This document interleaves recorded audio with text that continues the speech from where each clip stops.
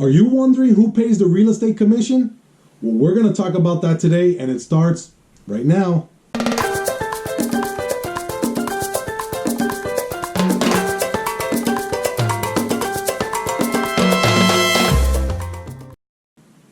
Hey everyone, welcome back to my channel. I'm Robert Slattery, broker of Ohana Realty in Hialeah, Florida. If this is the first time visiting my channel, go ahead and hit the subscribe button below and click on that bell to be notified of new videos that come out every week. So, who pays the real estate commission? Is it the buyer, the seller? What about the standard commission rate? These are all questions that sellers ask when they meet with a realtor. Here in my local area, the standard commission rate is anywhere between 5 and 6%. And that's the good news. It's not set in stone until there's an agreement that's taken place between the seller and the brokerage. And that's the listing agreement. So let's use the example of 5% on the listing agreement. From that 5%, the listing agent agrees to cooperate with a buyer's agent and give them half. So 2.5% to the buyer's agent, 2.5% to the listing agent. It's important to note that of the 2.5 commission rate that the listing agent gets, that's gross commission. Out of that comes their split with their brokerage, any upfront costs that they incurred while listing the property, which is advertisements, flyers, signs, putting up the signs, putting up lock boxes, all that comes out of the 2.5%. Then they get the remaining balance. However, Uncle Sam is hungry and they want a bite of that too. Because remember, gross commission. So, a little bit of trivia now. The listing agent finds the buyer for the property. Now the seller only has to pay the listing agent the 2.5% from his end. Isn't that correct?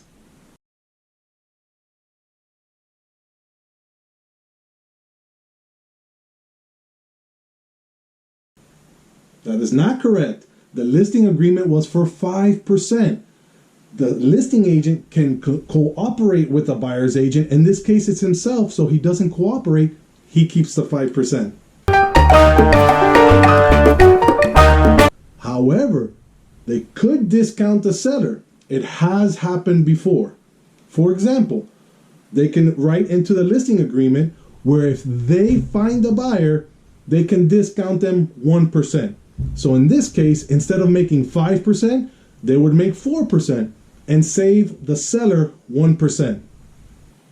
Now, there's nothing wrong with this scenario as long as everyone is disclosed and the agent is upfront and acts ethically with all parties involved.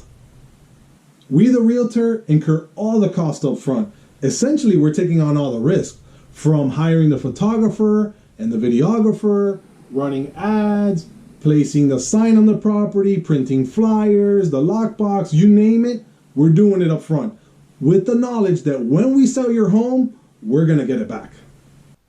So what happens if there's a scenario where a buyer signs an exclusive buyer brokerage agreement with an agent? In this situation, a buyer comes to an agreement with an agent on what they're looking for, when they want it, where they want it, how much they want it for, and how much they're going to pay, which is the commission, the compensation.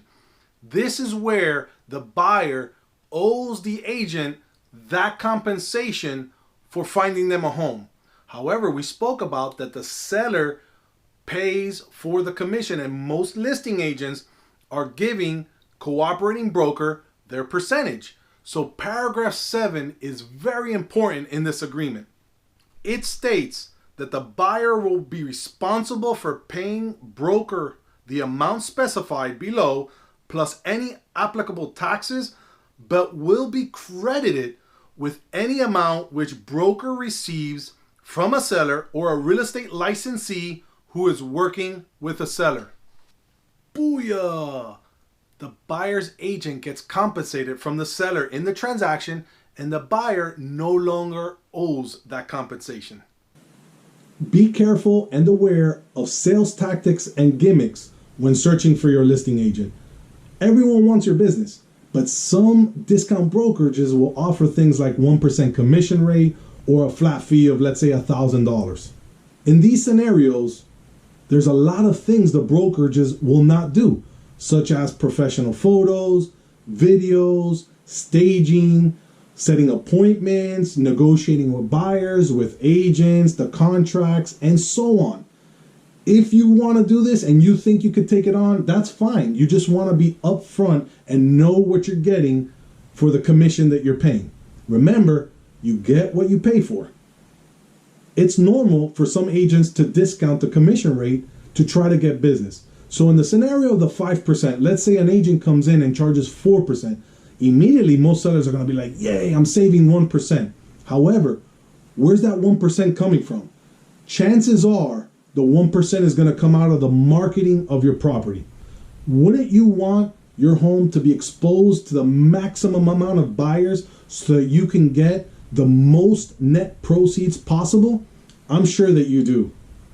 Instead of trying to search for an agent that charges the least amount of commission, I would recommend focusing on what you're getting for the commission you're going to pay the realtor. You'd be surprised when you ask a realtor, what am I getting for my commission, what they list and what they say they're going to do for you. I think that's the better route to take. So that pretty much sums up who pays the commission and different scenarios that happen during a real estate transaction.